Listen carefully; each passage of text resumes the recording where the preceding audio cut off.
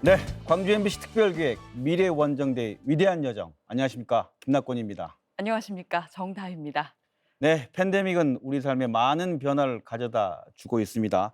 기존에 생각하지 못했던 새로운 방식들이 도입되기도 하고요. 그중에서 가장 큰 변화를 겪은 분야가 교육계가 아닐까 아, 싶습니다. 네. 그런 말씀 들어보셨죠? 전쟁 중에도 문을 닫지 않았던 학교가 문을 음. 닫고 사상 초유의 온라인 수업이 진행되고 있습니다. 맞습니다. 이 온라인 시스템이라는 게 이제는 어엿한 교육의 어떤 한 일부분으로 자리를 잡고 있는 그런 느낌입니다. 네. 이런 변화들이 교육의 본질에 대한 우리의 생각들을 좀 한 번씩 되돌아보게 만드는데요. 뭐 이를테면은 이런 시대에도 과연 이제 배움의 공간이라고 하는 학교라는 물리적인 공간이 계속 필요할까? 또는 네. 입시를 위한 기존의 교육 방식이 과연 앞으로도 유효할까 그러니까요. 하는 고민 말이죠. 네. 그래서 오늘은 교육에 대한 질문을 던져봅니다. 저희와 함께 오늘도 여정을 떠나주실 원정대 여러분들이 지금 랜선으로 모여 계십니다. 만나보겠습니다. 안녕하세요. 네. 반갑습니다. 자, 팬데믹 시대에 무엇을 배워야 하는가를 주제로 오늘 저희를 이끌어 주실 선생님을 소개합니다. 소개합니다.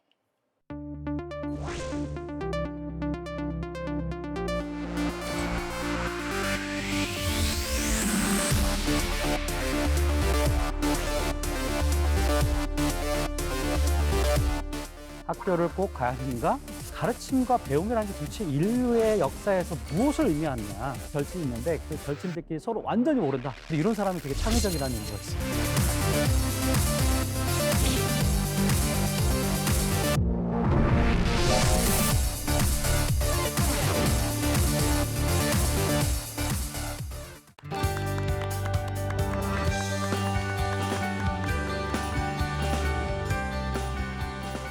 팬데믹이 언제까지 진행될 것인가? 많은 분들이 이야기를 합니다. 저는 의학자가 아니기 때문에 또 보건 쪽에 있는 사람은 아니기 때문에 얼마나 지속될까 잘 모르겠습니다만 지금 통계로 보면 쉽게 끝날 것 같지는 않습니다.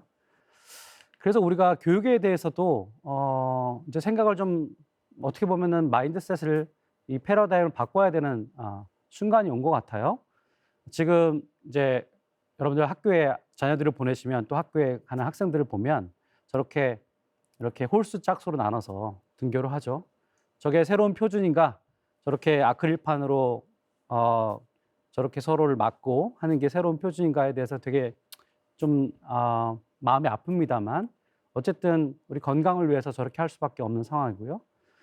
그리고 이러다 보니까 누구도 학교를 우리 안 가도 되나 이런 생각을 안 하잖아요. 어렸을 때 보면 학교는 가는 거고 우리 개근상 얼마나 중요합니까? 근데 어느 순간 고민하기 시작했어요. 학교를 꼭 가야 되는가? 학교에 가서 우리는 뭘 하고 있는 것일까? 우리는 뭘 가르치고 뭘 배우는가? 이런 어떻게 보면 근본적인 문제를 우리가 지금 고민하고 있다고 생각이 듭니다. 저는 이런 고민은 굉장히 좋은 거라고 생각해요. 물론 우리가 팬데믹 때문에 이런 고민을 겪고 있지만요. 그래서 우리가 이 코로나 시대에 누구나 관심 있는 이 교육의 문제에 대해서 학교에서는 무엇을 가르치고 또 무엇을 배워야 할까? 이런 주제로 한번 같이 좀 깊이 생각을 해볼 수 있는 시간을 가져보고자 합니다. 제가 이제 진화학자라고 말씀드렸는데요. 진화학자는 좀 스케일이 좀 크죠. 뭐 몇천 년, 몇만 년 이 정도는 아무것도 아니고요. 여기 보시면 제가 제일 좋아하는 생명의 거대한 나무인데 한 40억 년 전부터 생명이 시작해요. 여기 보시면 40억 년 전에 생명이 시작해서 이렇게 세균의 세계, 고세균, 우리가 속해 있는 진핵 생물 이렇게 굉장히 다양하죠. 제가 이 생명의 거대한 나무를 보여드린 이유는 여러분들이 한번 인간을 한번 찾아보세요. 저기 어디 있는지. 호모사피엔스가 혹시 보이시나요? 이렇게 줌인을 조금 해보면 저 끝에 오른쪽 끝에 이 오른쪽 이제 가장자리에 있는 게 이제 현재 존재하는 종들인데요. 거기 맨 오른쪽 끝에 보일까 말까한 한 종이 있습니다. 그게 호모사피엔스예요. 조금 줌인을 해볼까요? 줌인을 해보면 저기 좀 보이시죠, 그죠? 예, 호모사피엔스. 예, 호모사피엔스가 저렇게 네안데르탈렌 그 위에 있습니다. 아주 생명의 거대한 나무에 잔 가지에 불과합니다. 그래서 이 큰 그림을 보면 도대체 인간의 존재감이라는 것이 느껴지지 않아요. 그죠? 우리가 인간인데 좀 기분이 나쁘죠. 근데 여러분이 만약에 외계인이라고 생각하시고 외계인이 지구를 한번 딱 그 관찰해 본 다음에 도대체 이 지구의 가장 뭐랄까요? 특이한 종인 어떤 종일까? 이런 질문을 가지고 한번 지구를 쭉 한번 훑어보신다면 그것도 밤에 기가 막힌 광경을 보게 됩니다. 저걸 한번 보세요. 서울의 야경이라고 돼 있는데 밤에 저렇게 불을 밝히는 종이 있는 거죠. 그래서 뭐 만약에 외계인 과학자라면 처음에는 편견이 없을 테니까 뭐 개미일까? 무슨 뭐 세균일까? 아니면 뭐 침팬지일까? 이렇게 질문해 보겠죠. 그리고 한 종을 만나게 됩니다. 그건 유일하게 우리 식으로 얘기하면 문명을 만든 유일한 종이죠. 어떤 종도 저런 세계를 만들지 않아요. 문명을 만든 유일한 종 호모 사피엔스를 만나게 됩니다. 그러니까 문명이라는 것은 사피엔스의 일종의 시그너처 같은 거예요. 자, 근데 정말 그렇게 얘기할 수 있습니까? 많은 분들이 또 질문하실 수 있죠. 침팬지에게도 문명이 진짜 있을까? 문명이 없는 건가? 아마 혹성 탈출이라는 영화에 굉장히 그 영화를 굉장히 인상 깊게 보신 분들이면 혹시 의문을 가질 수 있을지 모르겠어요. 침팬지가 저렇게 등장하지 않습니까? 말을 타고 말을 길들였다는 얘기죠. 문명이 분명히 있어요. 약간 과학 기술도 있고요. 자, 이거는 영화에서나 가능한 얘기고요. 여러분, 침팬지는 저렇게 말을 탈 수가 없습니다. 침팬지 지금 어떻게 살고 있냐면 저 아프리카 서쪽에 살고 있는 침팬지들이에요. 우리가 견과류를 놓고 돌로 이렇게 깨먹는 거죠. 넛 크래킹이라고 하는 그런 일들을 하고 지내요. 자, 저게 문명이라고 할 수 있을까요? 어쩌면 저 동네에 저런 행동들을 많이 하니까 뭐 침팬지도 어느 정도 문화를 갖고 있는 거 아니야? 이렇게 얘기할 수 있을지 몰라요. 근데 우리와 같은 거대한 이 문명, 이거는 분명히 있는 것 같지는 않습니다. 그냥 단언을 할 게 없어요. 자, 그렇다면 왜일까? 이런 질문을 해봐야죠. 왜 우리는 문명을 만들고 걔네들 문명을 만들지 못했을까? 이 질문에 사실은 조금 더 정확히 들어가면 한 600만 년 전쯤에 침팬지와 인간이 갈라져 나오고 한 300만 년 전쯤에 침팬지하고 보노보가 갈라져 나오고 우리의 그 사촌들의 생명의 나무를 보시면 좀 의아하죠. 도대체 한 600만 년 전에는 같이 시작했다는 얘기예요. 근데 어느 순간 우리는 문명을 만든 종이 됐고 침팬지는 우리의 도움 없이는 아프리카에 나올 수 없는 그러한 존재로 그냥 있다는 거죠. 도대체 무엇이 이런 차이를 만들어냈을까? 도대체 왜 침팬지는 문명을 만들지 못했을까? 왜 우리만 문명을 만들게 됐을까?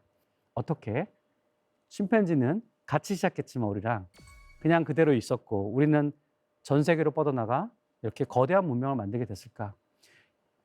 이런 거대한 얘기로, 이런 큰 얘기로 한번 교육 문제를 생각을 해보려고 해요. 자, 근데 아까 제가 말씀드렸죠. 정말 침팬지가 문명을 갖고 있느냐 없느냐 이거 질문해 볼 수 있다. 조금 더 디테일하게 한번 들어가 볼까요? 저게 침팬지의 일종의 문화입니다. 일종의 교육 현장이에요. 저기 보시면 아프리카 동쪽에 있는 애들이 주로 저런 행동들을 하는데요. 흰개미 집이 있어요. 흰개미 집에 저렇게 나뭇가지를 찔러 놓고 그럼 흰개미들이 막 타거든요. 그럼 훑어먹으면 이제 고단백이에요. 예, 저건 주로 아프리카 동쪽에 있는 애들이 합니다. 자, 그럼 아프리카 서쪽에 있는 애들은 아까 제가 보여드렸듯이 그 딱딱한 견과류를 큰 받침돌에 놓고 해머스톤으로 깨서 먹죠. 자, 이게 재밌는 거는 아프리카 서쪽에 있는 애들은 주로 저런 행동을 하고요. 아까 동쪽에 있는 애들은 흰개미 낚시질을 하는 거예요. 그러니까 문화라고 하는 게 그렇잖아요. 문화라고 하는 게 어느 동네에서는 주로 그런 행동들을 하고 다른 동네 가면 그건 완전 다른 행동들을 하는 거. 이런 게 바로 이제 문화라고 할 수 있을 텐데 약간 그거의 초기 모습이 보이는 거죠. 뭔가 거기에도 모방이 있는 것 같고 뭔가 따라하고 그래서 쌓여서 문화 같은 게 있는 거 아닌가? 이렇게 질문해 볼 수 있고요. 이건 굉장히 중요한 질문입니다. 침팬지와 인간의 차이를 한마디로 얘기하면 뭐냐? 굉장히 침팬지는 우리 같은 문법을 가진 언어를 갖고 있지는 않아요. 그죠? 그러니까 언어가 없습니다. 우리는 언어를 갖고 있고요. 이런 얘기도 되게 그 둘 간의 차이를 얘기할 수 있지만 지금 이 맥락에서 두 종들의 차이를 이야기해 본다면 이 모방 능력에 대해서 차이를 이야기해 볼 수 있어요. 자, 침팬지도 아프리카 동쪽에 있는 애들은 제가 항상 헷갈려요. 아프리카 동쪽에 있는 애들은 주로 그 흰개미 낚시질을 하고요. 서쪽에 있는 애들은 넛크래킹을 한다고 말씀드렸는데 그것이 따라하는 행동의 증거 아니냐라고 얘기할 수 있어요. 그러니까 침팬지도 이 모방 능력이 없다고 얘기할 수는 없습니다. 근데 연구자들의 아주 중요한 날카로운 이 분석에 따르면 침팬지하고 인간은 이 모방 능력의 차이를 갖고 있습니다. 침팬지는 모방 능력이 없는 게 아니라 있는데 걔네들은 주로 왓에 관심이 있어요. 이게 무슨 얘기냐? 흰개미 낚시질을 해서 흰개미를 훑어 먹잖아요. 그러니까 흰개미를 훑어 먹는 게 그 친구들한테는 너무너무 중요한 얘기예요. 근데 우리는 예를 들면 그 흰개미를 먹기 위해서 어떤 절차들을 겪는지를 굉장히 주의 깊게 따라하고 거기에 관심을 기울인 그게 바로 우리 인간들이고 침팬지는 그거에 아주 상대적으로 둔감하다는 겁니다. 물론 낚시를 정도는 해요. 흰개미 낚시를 정도는 하는데 조금 더 우리가 정교한 그런 태스크들을 주면 그런 과제들을 주면 침팬지들은 그냥 목표, 예를 들면 사탕을 얻는다? 그거 그냥 따라하는 겁니다. 목표만. 근데 우리는 그 사탕을 얻기 위해서 어떻게 행동을 해야 되는지, 어떤 절차를 가야 되는지에 대해서 되게 민감하고 그걸 되게 잘한다는 거죠. 그래서 모방 능력이 다른 동물들에게 아예 없는 건 아니지만 우리는 좀 수준이 다르다라고 얘기할 수 있어요. 자, 이게 무슨 차이를 만들어내느냐? 여러분, 그 톱니바퀴 중에서 한쪽으로만 가는 톱니바퀴 있어요. 그걸 렛짓이라고 얘기하는데 그 렛짓은 뭐냐면 한번 축적이 되면 계속 그쪽으로 가는 거죠. 그게 인간의 문명 같다라고 하는 겁니다. 이것의 결과는 뭐냐? 예를 들어 우리가 비유를 한번 들어볼게요. 600만 년 전에 침팬지하고 인간이 같이 출발했어요. 그죠? 근데 침팬지에게도 굉장히 혁신적인 애들이 있습니다. 그런 애들이 나오면 우리 같으면 어떻게 되겠어요? 스티브 잡스가 한번 등장하면 그 다음부터 우리가 예를 들어 휴대폰에 대해서 얘기할 때 다 스티브 잡스 이상을 생각하죠, 그죠? 거기에는 뭐 여러 가지 네트워크 돌아가고 그 다음에 거기 인터넷도 돼야 되고 뭐 전화는 당연하고 뭐 이런 얘기 하잖아요. 그러니까 우리가 어떤 혁신을 한 누군가가 있다면 우리는 그거를 되게 따라하려고 하는 사람들이 많죠, 그죠? 예, 그게 일종의 전수가 일어나는 거, 모방이 일어나는 거라고 할 수 있어요. 근데 침팬지는 거기에도 혁신이 존재하지만 침팬지 세계에서는 그 혁신을 갖고 있는 사람이 갖고 있는 존재가 한번 등장하고 나면 그냥 사라지는 겁니다. 왜 뉴턴이 그런 얘기를 했잖아요. 뉴턴이 사람들이 막 칭찬해 주니까 겸양을 떠시면서 제가 한 일은 별거 없고요. 저는 거인의 어깨 위에 올라서서 봤을 뿐입니다. 그때 거인은 데카르트 선생님이었습니다. 예. 말하자면 인간은 거인의 어깨 위에 항상 올라서는 겁니다. 그 전 세대가 우리 동시대가 이뤄낸 업적을 가지고 그 다음에 가는 거죠. 다시 말하면 거기에서 학습이 일어나는 거죠. 내가 개인적으로 개인적으로 성취를 하지 못했다 하더라도 다른 사람들이 다른 집단이 해놓은 성취를 받아들이고 그 다음에는 그 위에서 출발하는 것, 이게 바로 인간의 어떤 문명의 비법이라고 할 수 있겠죠. 그런 모방 능력 외에도 우리 인간은 그 따라함을 아주 정교하게 만들 수 있는 또 다른 메커니즘이 있어요. 그것은 바로 가르침입니다. 티칭이라고 하죠. 여러분 왼쪽에 그 사실을 보시면 침팬지들의 학교예요. 그러니까 흰 개미 집에 이렇게 나뭇가지를 꽂아놓고 흰 개미가 타면 훑어먹는다고 말씀드렸죠. 자, 근데 여기서 가르침이 있느냐, 티칭이 있느냐? 아이들의 관점에서는 마치 천국 같아요. 왜냐하면 잔소리라는 사람이 없어요. 자, 우리 같으면 어떻게 했습니까? 야, 그렇게 넣는 게 아니고 이렇게 좀 구부려 넣어야지. 야, 그 나뭇가지 그렇게 치면 안 되지. 이렇게 얘기할 거 아닙니까? 그리고 잘해주면 칭찬하고 못하면 뭐 꿀로 한번 때릴 수 있겠죠. 이게 우리의 가르침입니다. 오른쪽에 있는 우리 인간의 가르침을 보세요. 아프리카에서 저렇게 가르치고 있고요. 학교에서도 가르치고 있고요. 학원에서도 가르치고 있고요. 아주 액티브하게 적극적으로 잘 따라할 수 있게끔 가르치는 것. 이게 바로 가르침의 역할이죠. 이것은 인간만이 갖고 있는 특징입니다. 굉장히 액티브하다는 거죠. 그래서 모방 능력뿐만 아니라 가르칠 수 있는 능력, 가르침이 실제로 진화함으로써 우리가 문명을 아주 정교하게 빠른 속도로 축적할 수 있는 그런 계기가 된 것입니다. 근데 또 한편으로 우리가 한 6,000년 전쯤에 문자를 발명했어요.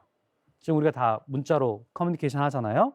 근데 문자의 발명은 문명을 축적시키는데 아주 일종의 가속 페달 같은 역할을 했습니다. 왜 그럴까요? 여러분 한번 상상을 해보세요. 경전이 있어요. 그 경전을 전수해야 돼요. 문자가 없다면 외워야겠죠. 서로 막 외웁니다. 근데 외우다가 틀릴 수 있잖아요. 외우다가 실패할 수 있잖아요. 그러면 그 경전의 중요한 부분이 잊혀질 수 있습니다. 근데 문자를 써놓으면 그 일종의 복사의 어떤 정확도가 훨씬 더 높아지죠. 그래서 더 이상 일종의 백을 못 하는 겁니다. 문자가 발명된 이후에는 더 이상 뒤로 돌아갈 수 없는 거죠. 계속 축적이 되는 거죠. 자, 이것이 또 한편 인간이 진화하는 그런 어떤 역사에서 텍스트의 발명으로 인해서 문명이 가속화된 그런 증거라고 할 수 있겠습니다. 자, 그렇다면 우리가 이렇게 문명을 만들게 됐던 이 어떤 특성들, 이 특성들을 만약에 우리가 잘 발휘하지 못한다면 과연 문명은 사라지게 될까요? 라고 질문해 볼 수 있죠. 그린랜드 북서 쪽에 여러분 에스키모족이라고 하죠. 우리 정확히 말하면 이누이 쪽인데요. 이누이 쪽에 한 1820년대 얘기입니다. 전염병이 막 돌았어요. 그러면 나이 드신 분들이 이제 갑자기 죽어 돌아가시게 된 겁니다. 근데 그 당시에 어떤 풍습이 있었냐면 사람이 죽으면 그 사람을 묻고요. 그 만든 것까지 같이 묻었어요. 그리고 어떤 일이 벌어집니까? 그 에스키모족의 카약, 작살, 활, 화살 이건 굉장히 중요한 생존에 필요한 일들인데 필요한 어떤 물건들인데 그걸 만들던 그걸 만들 수 있는 노하우를 가진 모든 분들이 다 한꺼번에 죽어나갔고 그리고 그걸 만든 물건 자체가 없는 거예요. 어떤 일이 벌어집니까? 문명을 전수해 주지 못하는 사건이 이제 벌어진 겁니다. 그게 한 30년, 40년 됐어요. 그랬더니 거의 아사 상태까지 가고 결국에는 다른 족이 와가지고 그 기술을 가르쳐 줌으로써 다시 생존할 수 있게 된. 그러니까 우리가 여러분 지금 뭐 학교 별거 아닌 것처럼 느껴질지 모르겠어요. 뭐 수능 시험 꼭 봐야 되느냐 이런 여러분들 의문이 있을 수도 있습니다. 근데 인류는 지금 끊임없이 다시 문명이 되돌아가는 걸 막기 위해서 엄청난 지금 그 물 밑에서 이 뭐랄까요 헤엄을 치고 있는 거죠. 어떤 의미에서 가르치지 않는다면 이런 방식으로 표준을 정하고 그거에 도달하게끔 모든 사람이 그거에 도달하게끔 교육을 하지 않는다면 다시 돌아갈 수 있는 그런 상황이 벌어질 수 있다는 거죠. 자, 그러면 이런 관점에서 학교를 한번 봅시다. 여러분 학교는 어떤 곳일까요? 학교란 무엇인가? 라는 질문, 거대한 이 큰 질문을 던져보면 첫 번째는 지금 이렇게 얘기할 수 있죠. 동료 학습이 일어나는 곳이다. 여러분 학교를 왜 가시나요? 여러분 지금 학습 개인적으로 집에서 하실 수 있잖아요. 그죠? 책도 집에 있고요. 그죠?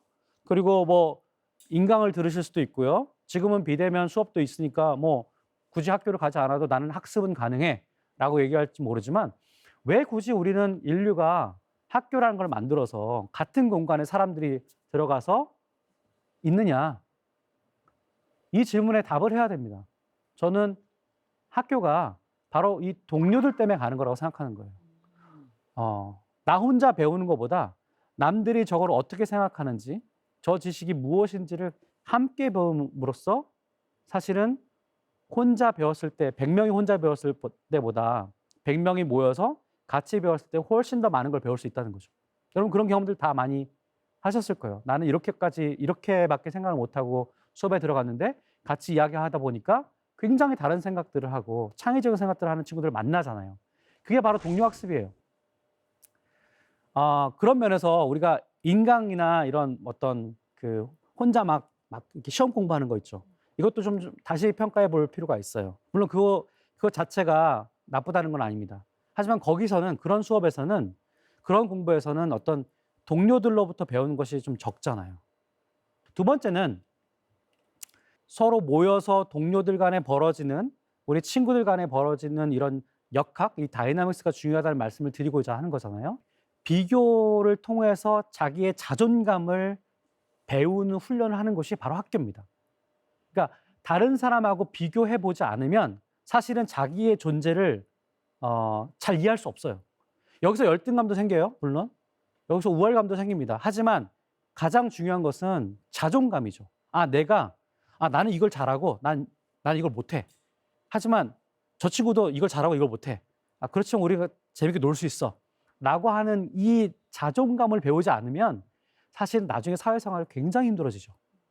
그래서 학교는 처음으로 자기 자신과 타자를 비교하는 일들이 벌어지고 거기서부터 자존감을 찾고 그것을 돈독하게 다지는 그런 공간이다. 그래서 만약에 학교에 간 우리 아이들이 자존감이 되게 낮다 그러면 한번 점검해 보셔야 돼요. 혹시 남들과 비교하면서 너무 열등감에 빠진 거 아닌가? 혹은 너무 우월감을 느끼는 거 아닌가? 그런 생각을 해보셔야 됩니다. 세 번째는 그러므로 우리는 학교에 가서 뭘 배우느냐? 우정을 배우죠. 여러분, 우정이라는 것은 한마디로 말하면 수평적인 관계잖아요. 우리는 다 수직적인 관계밖에 없었어요, 사실. 학교 가기 전까지는. 다 부모님, 그다음에 우리를 돌봐주는 분들이 다 오냐, 그리고 다 뭐랄까요, 감싸주면서 우리 컸잖아요. 근데 가보니까 다 그런 애들이 다 있는 거예요. 자, 그래서 자존감에 처음에 위기가 온다고 말씀드렸잖아요. 자, 그러다가 뭘 배우냐면 여기서부터 드디어 수평적인 관계라는 걸 배우게 됩니다. 이걸 아주 좋은 말로, 아주 따뜻한 말로 우정이라고 하잖아요. 자, 우정을 배우러 사실 학교로 가는 거죠. 저는 학교에 가는 단 한 가지가 이유가 있다면 친구들하고 놀러 가는 거라고 생각해요. 많은 분들이 학교 갔다 오면 뭐라고, 혹시 자녀분 계신 거 알고 있는데 학교 갔다 온 자녀에 대해서 뭐라고 처음에 질문 이렇게 말을 꺼내세요? 저는 오늘은 재밌었어? 맞아요. 잘 예. 물어본 거예요? 오늘 와. 재밌었어? 오늘 누구랑 뭐 하고 재밌게 놀았어? 놀았어를 꼭 물어보셔야 돼요. 오늘 뭐 공부했니? 너 오늘 접수가 몇 점 받았니? 이런 거 물으시면 안 되고요. 그거는 그냥 집에서 하셔도 돼요. 근데 학교는 정말 다른 동료들, 다른 친구들을 만나게끔 해주기 위해서 학교를 보내는 거잖아요.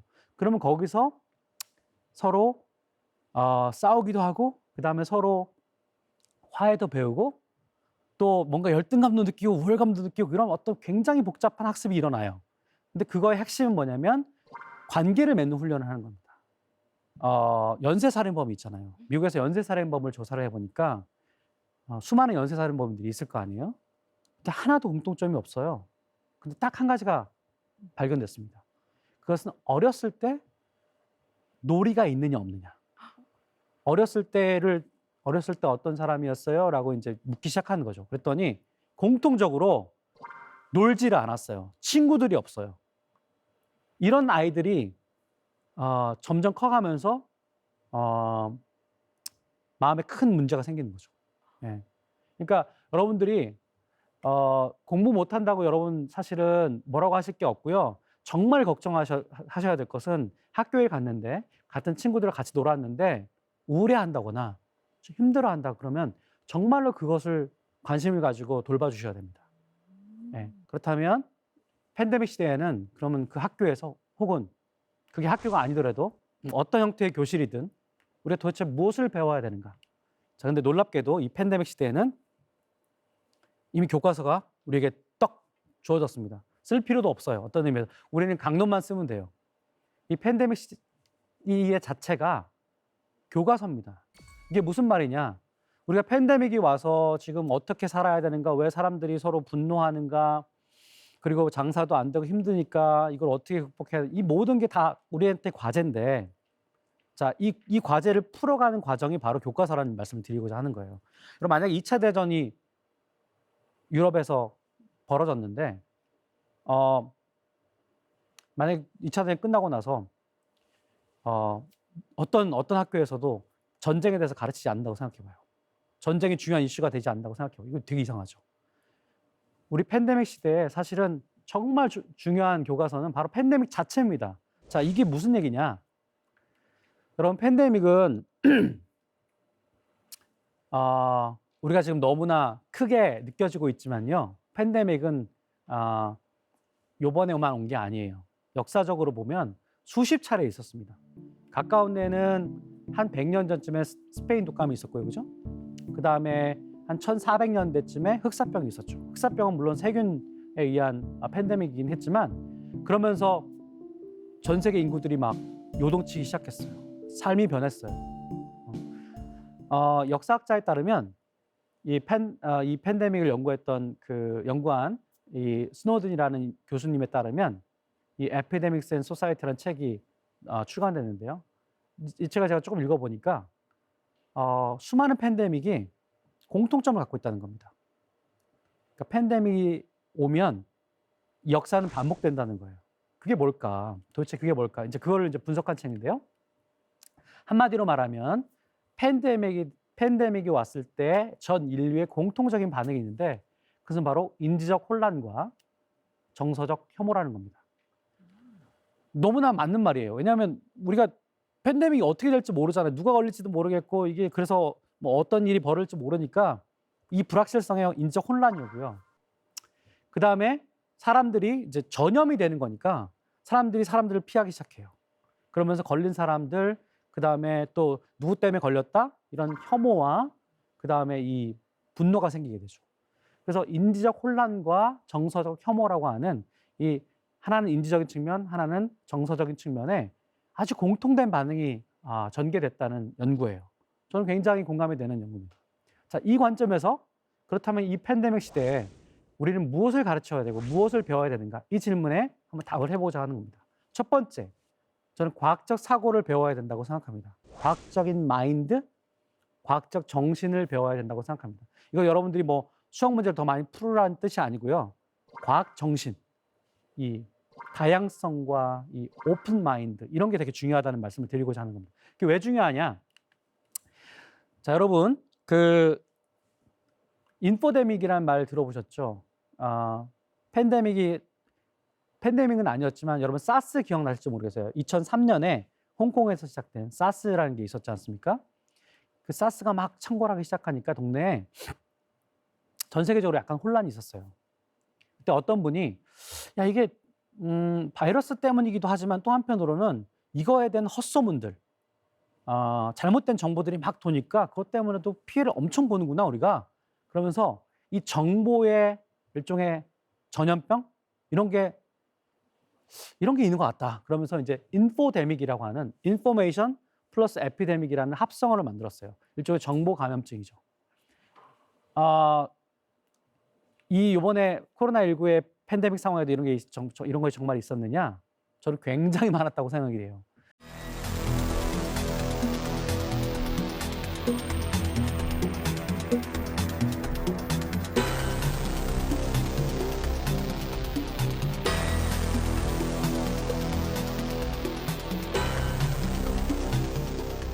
1950년대에 아주 유명한 실험이 하나 있었죠. 여러분 혹시 동조 실험이라고 기억나실지 모르겠어요. 자, 왼쪽 선분의 길이와 똑같은 선분이 ABC 중에 어떤 겁니까? 라고 한 질문이에요. 이거 뭐 질문도 아니죠. 이건 뭐 그냥 A잖아요, 무조건. 그죠? 자, 당연히 다 A라고 생각하실 거예요. 근데 실험을 어떻게 바꿨냐면 어느 순간 다 정답을 서로 이렇게 얘기하다가 어느 순간 나머지 전부 다 저 사람만 빼놓고 다 C라고 얘기하는 거예요. C는 되게 기니까 당연히 이 왼쪽에 있는 선분의 길이랑 같지 않아요. 그러면 혼자 이렇게 단독으로 물어봤을 때는 당연히 A라고 대답하겠지만 실제로 저렇게 모든 사람들이 자기를 제외한 모든 사람들이 C라고 얘기하니까 사람들이 마음이 흔들기 시작합니다. 나는 분명히 A 같긴 한데 내가 혹시 잘못 본 거 아니야? C인가? 그래서 연구를 해봤더니 60% 이상이 적어도 한 번은 C라고 답을 하는 겁니다. 이걸 동조라고 하죠. 집단의 압력. 집단들이 모두 다 같은 생각을 할 때 내가 아니라고 생각이 들지만 그냥 거기에 동조해 버리는 거. 그런데다가 최근에는 어떤 일까지 벌어집니까? SNS가 막 활발히 우리가 SNS를 너무나 많이 쓰잖아요. 그러니까 여러분 좋아요를 만약에 페이스북을 생각해 봅시다. 여러분이 괜찮은 마음에 드는 글에 좋아요를 눌러요. 그러면 다 이제 그런 친구들이 많아지게 되죠. 친구 맺기도 하고요.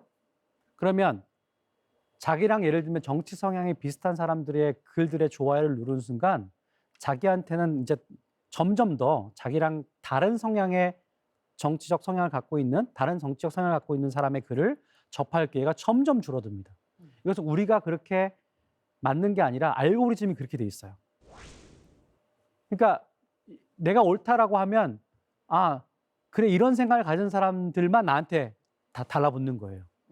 이걸 일종의 반향실, 에코 챔버라고 하죠. 내가 이렇게 말을 하면 그 반향이 나한테 계속 오는 거죠.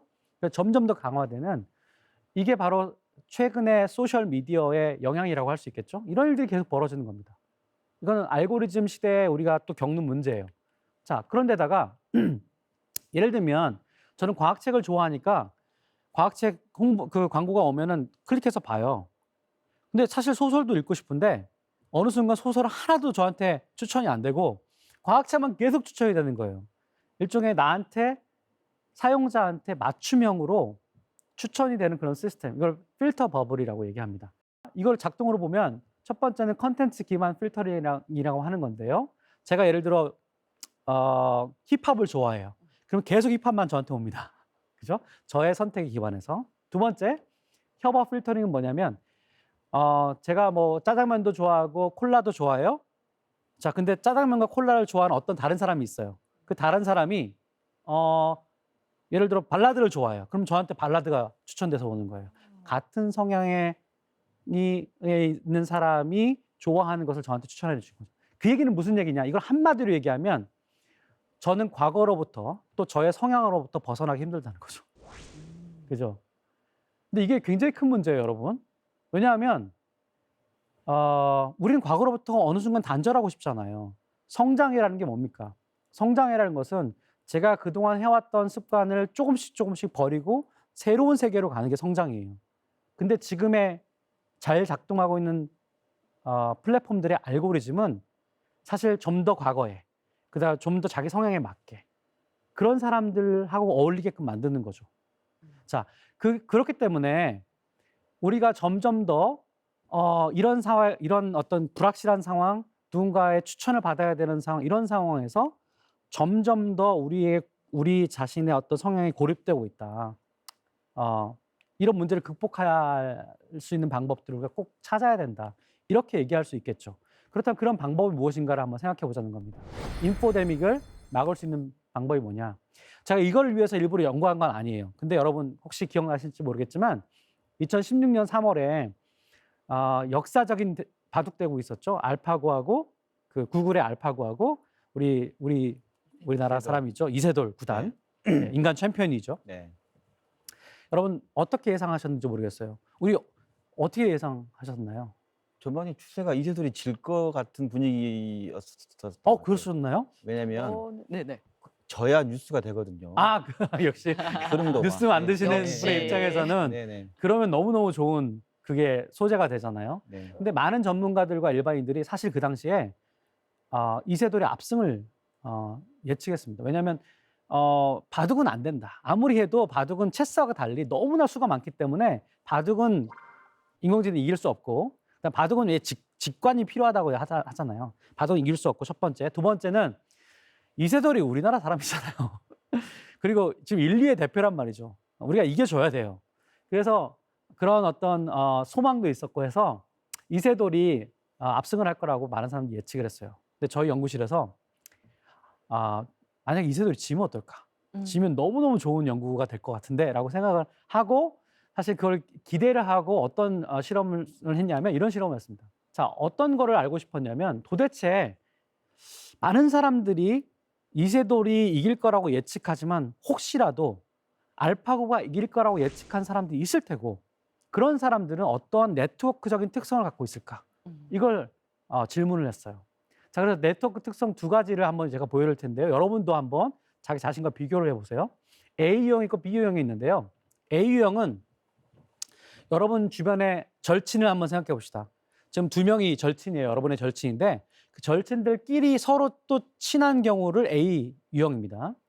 근데 B유형은 뭐냐면 절친들이 있어요. 근데 그 절친들끼리는 서로 몰라요.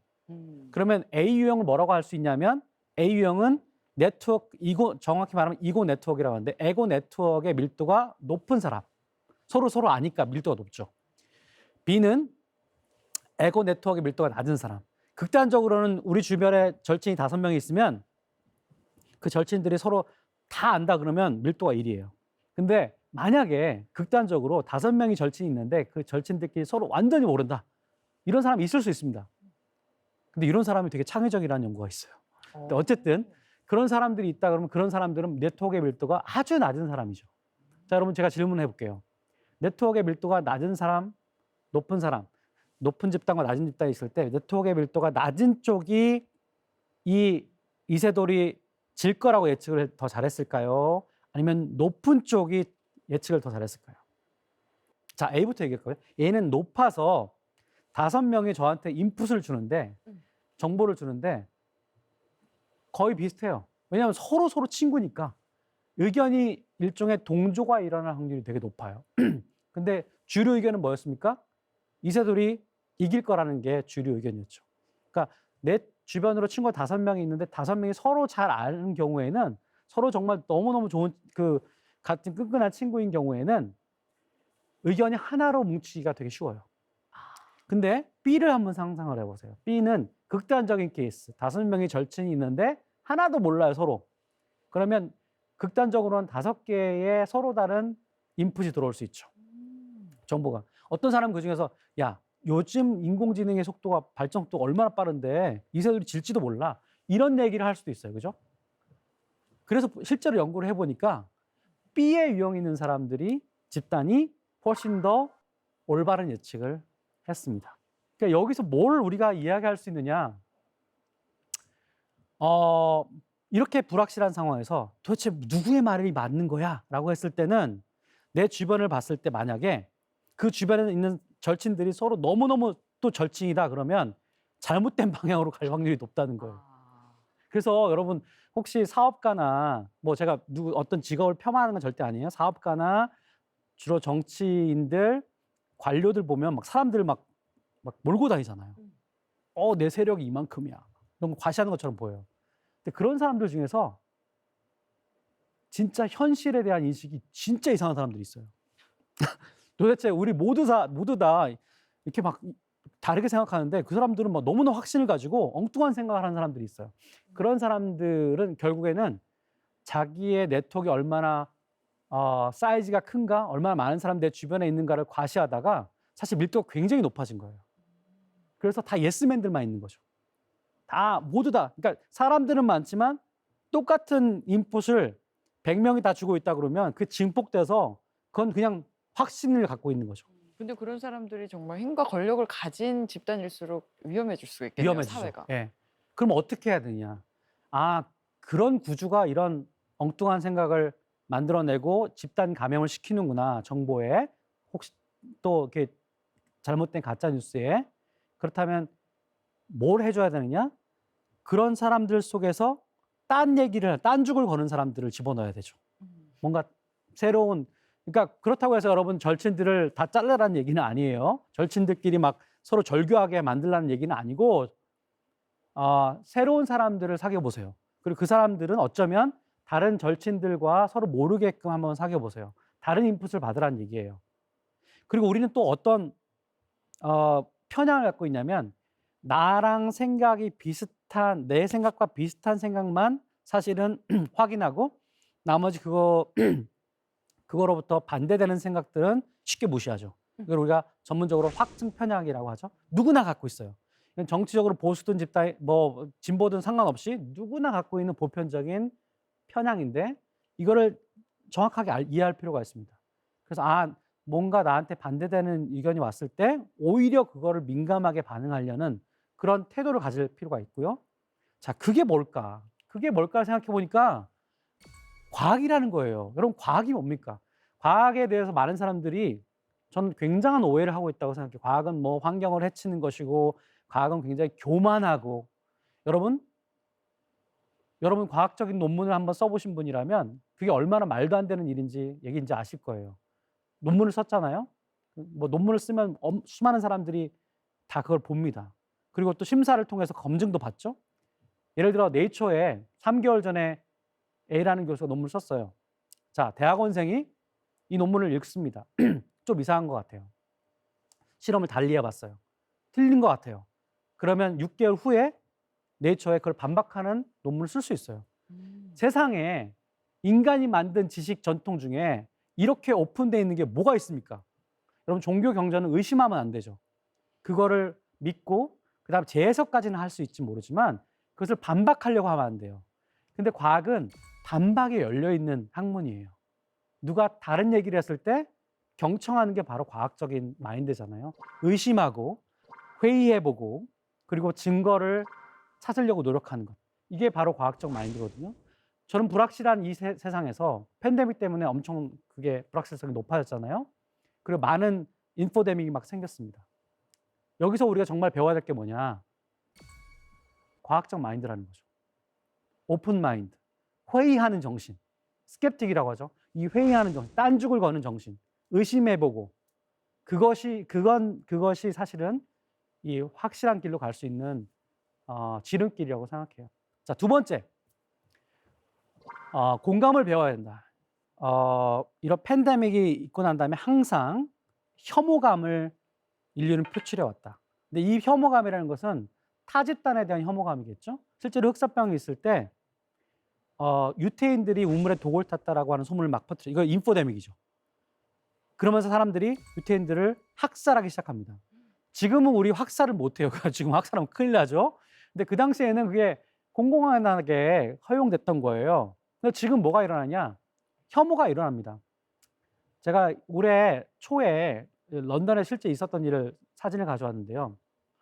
어떤 친구가 싱가포르 유학생이었어요. 어떤 친구가 이렇게 런던 시내를 걸었는데 저 왼쪽에 있는 두 친구가 런던의 시민이죠. 청년인데 쟤 보고 일로 와 그러더니 팬 거예요. 그래서 이제 경찰서에 끌려가고 그래서 이제 자기가 페이스북에 올리면서 나 이런 일을 당했다. 억울하다 이렇게 얘기한 거죠.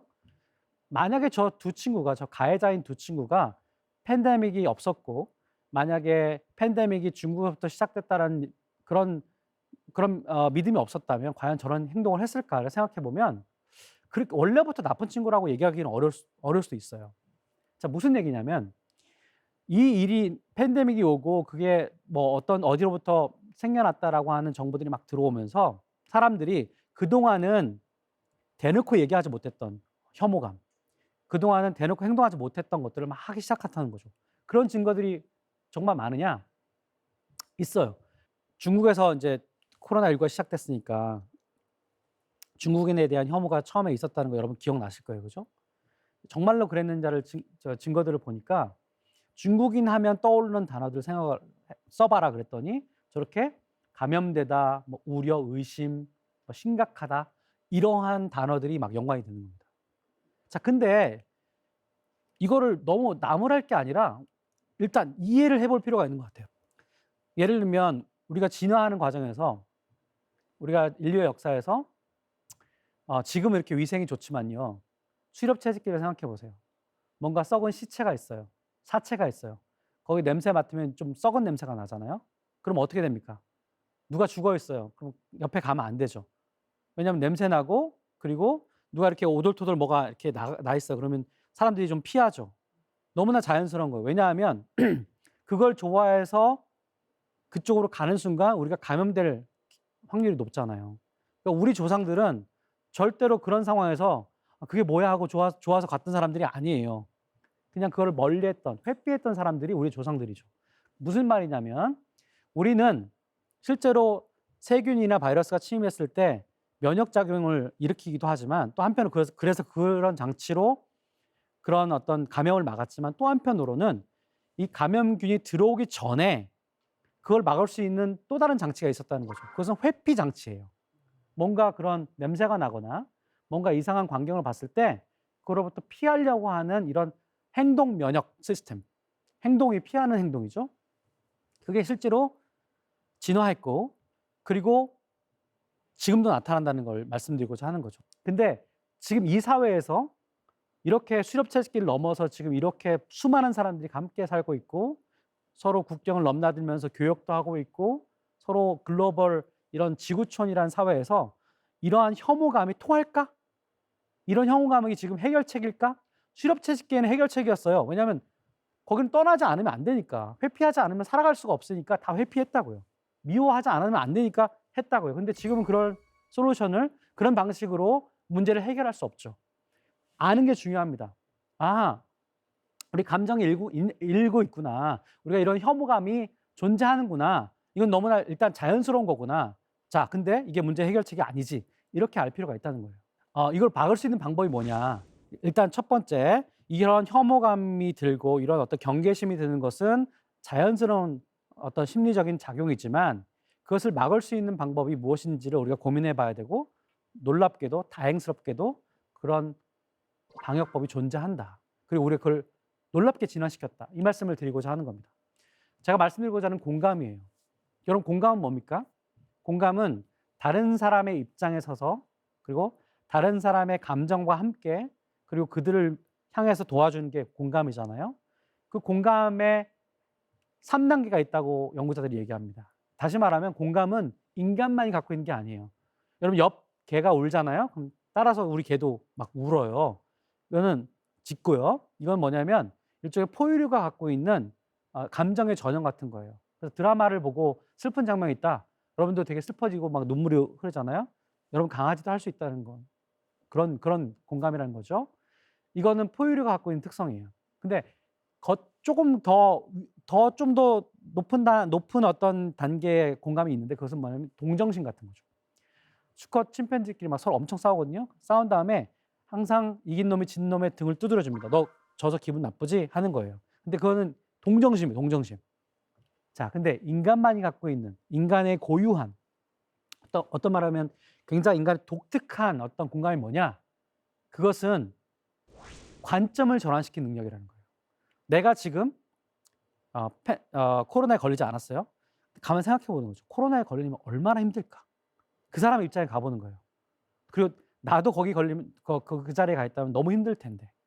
그리고 그들을 도와주려고 하는 마음. 이게 바로 관점을 전환시키고 도와주는 그런 가장 높은 단계의 공감력, 우리 인간만이 진화시킨 공감력이라고 말씀드리고자 하는 거죠. 왜 우리가 이런 공감력을 갖게 됐는가? 우리가 why 퀘스천을 던져볼 필요가 있죠. 그래서 한마디로 집단생활 때문이에요. 여러분 영장류의 삶을 한마디로 얘기하면 사회생활하는 종입니다. 여러분 사회생활 되게 중요하잖아요. 근데 그중에서도 다른 원숭이들, 침팬지들과 달리 우리 인간은 그 사회가 그 집단이 굉장히 크고 복잡해요. 가장 크고 복잡해요. 그래서 많은 연구자들이 인간이 독특한 것은 머리가 똑똑해서 생태적 지능이 과학을 할 수 있어서 이런 것도 있지만 더 크게는 이렇게 사회적인 영역에서 다시 말하면 서로가 상호작용하는 거, 다른 사람의 마음을 잘 읽는 것, 이런 사회적인 영역에서 훨씬 더 다른 종들에 비해서 탁월하기 때문에 그래서 그걸 울트라 소셜이라고 하죠. 초사회적인 그런 종으로 진화했기 때문에 우리가 여기까지 오게 됐다. 이런 얘기를 하는 거죠. 이 관점에서 보면 지금 팬데믹은 굉장히 우리의 그 공감력을 발휘해야만 하는 위기의 순간이에요. 우리가 그래서 그걸 발휘하고 그걸 배우자고 하는 겁니다. 우리가 지금 거리두기를 하고 있는데 약간 유감이에요. 사회적 거리두기라는 말이 저는 약간 유감이에요. 모두 다 전 세계가 쓰고 있긴 한데 사회적 거리두기라고 하는 표현을 쓰기 시작하면서 사람들이 약간 대면해지기 시작하는 거죠. 그냥 물리적 거리두기, 야 2m 뛰면 돼, 서로 침 안 튀면 돼 이렇게 얘기해야 될 것을 사회적 거리두기라고 얘기하는 순간 뭔가 내가 그들과의 관계에 있어서 소원한 게 큰 문제 없구나, 그거에 대해서 둔감하게 만드는 거죠. 저는 아주 전 세계적으로 용어를 잘못 선택한 케이스라고 생각하는데요. 어쨌든 그러다 보니까 그동안 소외됐던 분들이 코로나 때문에 돌아가시는 게 아니라 힘드시는 게 아니라 외로움 때문에 돌아가시는 거예요. 아무도 안 가니까요. 지금 나이 드신 분이 혹은 여러분 친구가 그러니까 코로나19에 걸려서 지금 막 그 산소호흡기를 끼고 병원에 누워서 지금 오늘 내일 하고 있다고 생각을 해보세요. 그 생각을 하는 순간 여러분들은 지금 공감력을 발휘해서 그 사람의 입장에 어느 정도는 갈 수 있거든요. 자, 근데 이것이요. 우리가 대체로 하니까 이게 얼마나 독특한지 모르지만요. 이런 침팬지는 못한다는 겁니다. 원숭이는 못해. 개도 못해요. 그러니까 만약에 침팬지 사회에서 막 팬데믹이 돌잖아요. 그들은 다 죽습니다. 왜냐하면 걔네들은 서로 털고르기를 통해서 접촉을 통해서만이 그런 공감을 받는 거예요, 서로. 근데 우리는 접촉하지 않아도 생각만으로도 다른 사람의 마음에 갈 수 있잖아요. 여행을 할 수 있잖아요. 이게 인간의 아주 독특한 부분이라는 거예요. 이거를 사실 정말로 발휘해야 될 굉장히 중요한 순간에 지금 와 있다. 그래서 팬데믹을 극복하려면 두 가지 힘이 필요한데, 하나는 인포데믹을 막기 위한 어떤 과학적 마인드, 다른 하나는 혐오와 분노와 이런 어떤 차별을 막기 위한 사회적 지능, 공감력 이 두 가지가 정말 필요하지 않을까. 이것을 가르치지 않는다면 이것은 마치 2차 대전이 끝난 다음에 우리가 전쟁의 위험과 전쟁의 문제점 다시는 그걸 하지 말아야 되는 그것을 우리 학교에서 가르치지 않는 거랑 비슷한 거 아닐까. 결론적으로 우리가 이 팬데믹 시대에 우리가 배워야 할 것은 무엇이냐. 하나는 열린 과학적인 사고, 과학적 마인드, 그리고 다른 사람에 대한 배려와 공감. 이것만이 이 팬데믹을 이겨낼 수 있고 팬데믹을 이길 수 있고 그리고 그 이후의 세계에도 우리가 더 앞으로 나아갈 수 있는 그런 성공할 수 있는 그런 우리의 능력이라고 그런 지능이라고 이야기하고 싶습니다. 네, 강의 감사합니다.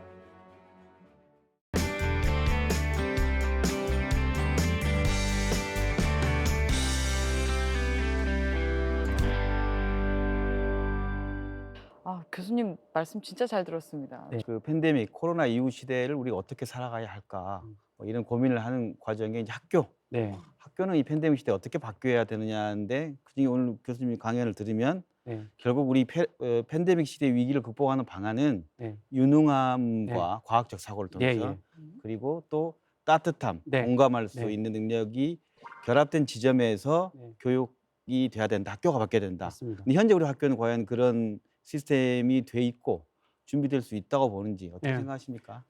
너무 핵심을 잘 보신 거죠. 그러니까 그 두 축을 우리가 계속 그래프로 생각해 본다면 네. 지금 예를 들면 학교 교장 선생님은 우리 학교가 지금 어디쯤에 있구나. 어떻게 조금 이동시켜야겠구나. 우리가 너무 유능함 쪽으로만 학생들을 가르치는데 따뜻한 거를 가르칠 수 있는 그런 걸 공감을 배울 수 있는 프로그램이 뭐가 있지? 이런 조정이 필요하시잖아요. 저는 그거를 힌트를 얻으셨다면 저는 이 강의가 정말 성공적이었다고 생각해요. 네. 팬데믹 상황으로 학교 교육이 지금 원활치가 않잖아요. 네. 그러니까 우리는 설상가상 잘 한 자리에 모여 있기도 힘들어지는데 네. 공감 능력을 네. 키우는 교육의 중요성은 더 커지고 있고 네. 이런 모순적인 상황을 어떻게 타개하면 근데 좋죠? 저는 이때도 조금 창의성이 필요한 것 같아요. 어. 우리가 꼭 모여야지만이 서로 유대 관계를 맺고 공감할 수 있는 종이 아니거든요. 유일하게 그동안은 이 실세계에 대해서 이게 1번 제일 좋은 거고 그다음에 온라인 세계는 그냥 그거를 도와주는 거야. 그리고 그거는 부수적인 거야.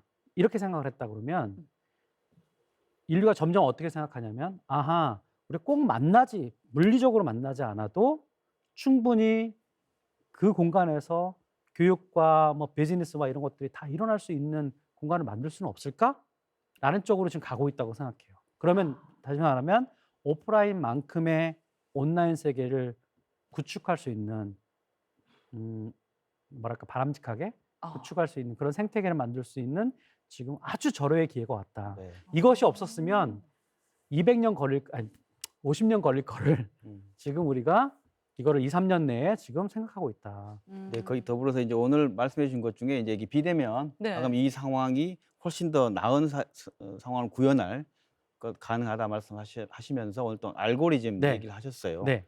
이 알고리즘이 정말 그 가르침과 배움에 네. 학교가 제대로 된 현장에 맞게끔 돼야 될 텐데 네. 말씀하신 것처럼 자기 확증 편향이 네. 된다거나 네. 보고 싶은 것만 계속 네. 보고 이런 네. 식의 인공지능이 멍청한 인공지능으로는 안 되는 거 아니겠어요? 그 예를 들어 넷플릭스 같은 경우에는 네, 처음엔 이걸 내가 좋아하는 거 어떻게 알았지 그러다가 어느 순간 네, 계속 똑같은 것만 비슷한 것만 주니까 식상하잖아요. 그렇죠. 네. 그러면 우리는 그런 식상함을 겪다가 어떻게 뛰어넘냐면 내가 이런 걸 별로 좋아하진 않지만 한번 해보고 싶어 이런 거 새로운 거 그러면서 뜻밖의 발견들을 하잖아요. 뜻밖의 그걸 영어로 세렌디피티라고 얘기하는데 네. 뜻밖의 발견을 줄 수 있는 그런 알고리즘이 존재한다면 그런 걸 통해서 우리가 성장할 수 있는 거죠. 그러니까 기술자들도 개발자들도 인간에 대해서 이해할 필요가 있는 게 바로 그런 거예요. 우리는 어떻게 성장하는가? 어떨 때 새로운 어떤 발견을 하는가? 이런 것들을 우리가 이해하면 이해할수록 우리에게 더 적합한 알고리즘을 만들 수 있죠. 이주연 님이 네. 어디 계세요? 이주연 님? 예. 네. 반갑습니다. 학교라는 교육기관 밖에서 일반 시민들을 대상으로 한 공감력을 배양시키는 교육이 있는지 궁금합니다. 또 코로나 상황에서 만연된 이런 인간 혐오뿐만 아니라 최근의 이 여러 범죄 사건들을 보면 성인이 되어서도 지속적인 공감력 교육이 필요하다고 생각해서입니다. 좋은 네, 질문이네요. 네. 그 물론 학교에서도 이게 잘 되는지는 잘 모르겠고요. 우리 지금 토크했듯이. 네. 근데 오히려 사회에는 그런 찾아보면 굉장히 많은 것 같아요. 그 음. 사회 단체들 많이 있잖아요. 봉사 단체들도 있고요. 그래서 조금만 눈을 돌려서 도움이 필요한 그런 사람들을 돕는 그런 기관들이 되게 많아요. 근데 이제 그런 기관에 뭐 공신력 있는 그런 기관에 가셔서 그냥 참여하시는 그 순간 저는 공감력이 막 자라기 시작한다라고 생각하고 음. 그런 경험들 그러니까 이거는 사실은 머리로 하는 거는 아닌 것 같고요.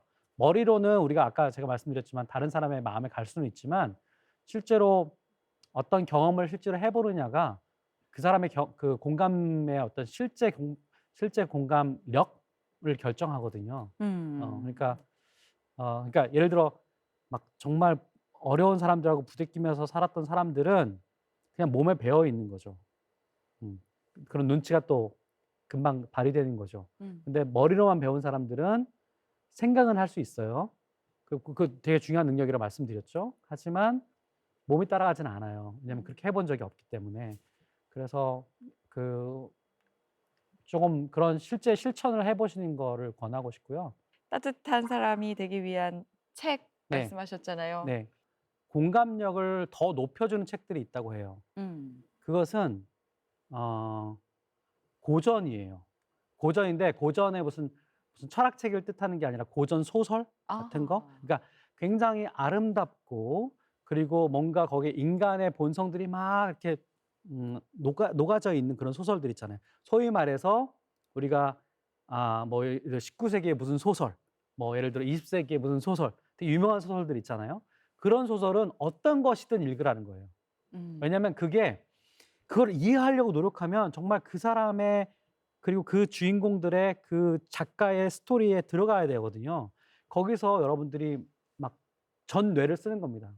근데 여러분 그 몰입을 위해서도 책 읽기가 너무너무 중요한데요. 아주 완결된 굉장히 소위 말해 검증된 고전 같은 그런 스토리들을 많이 읽으시라. 이게 공감력을 높일 수 있는 독서법 1번이에요. 이건 굉장히 포괄적인 질문인데 우리에게 코로나19가 무엇일까? 코로나가 그러니까 인류사의 이 음. 시간을 쭉 좀 뒤로 음. 밀어서 본다면 음. 어떤 의미로 남게 될까요? 여러 가지 측면을 얘기할 수 있는데 일단 코로나는요. 우리 인류를 멸절시키진 못합니다. 다행이네요. 다행스럽게. 네.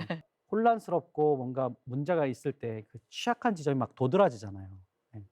우리가 그걸 보는 거죠. 어디가 이 불평등의 어떤 굉장히 중요한 스팟이었나. 어디가 문제가 물이 새고 있나 이런 것들을 발견하게 되는 시점이잖아요. 그래서 예를 들면 지금 우리가 교육을 20만 년 동안 이런 방식으로 해왔지만 다른 방식으로도 생각해보자. 이것도 지금 우리에게 좋은 기회가 될 수 있는 거거든요. 그래서 저는 변곡점을 준 건 사실이지만 그게 인류를 멸절하게 만들지는 않을 것이다. 뭐 우리 앞으로 살아가야 될 마음가짐, 태도에 음. 대한 클로징 얘기 한 말씀 해주십시오. 교육에 관해서 말씀드리면 네. 우리 사회가 지금 그 유능함과 그 따뜻함 이 두 축에서 이 총 4사분면 중에서 어느 분면에 있는지를 좀 냉철하게 진단해 볼 필요가 있다. 그게 나든 아니면 우리 집단이든 아니면 우리 학교든 우리 직장이든 간에 우리 국가든 간에. 그래서 뭔가 너무 불균형이 있다 그러면 우리가 균형을 잡으려고 노력을 해보자.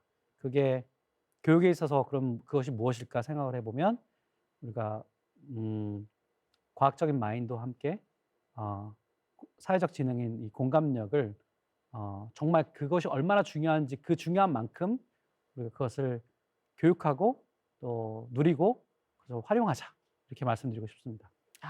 잘 알겠습니다. 오늘 나와서 말씀 주셔서 정말 감사합니다. 네. 감사합니다. 초대해 주셔서 고맙습니다. 감사합니다. 네네.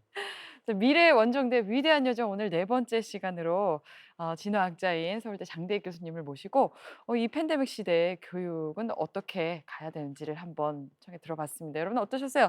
유익하셨나요? 네, 다음 시간에도 팬데믹 시대를 이겨나가기 위한 다양한 또 다른 중대한 질문들이 남아 있습니다.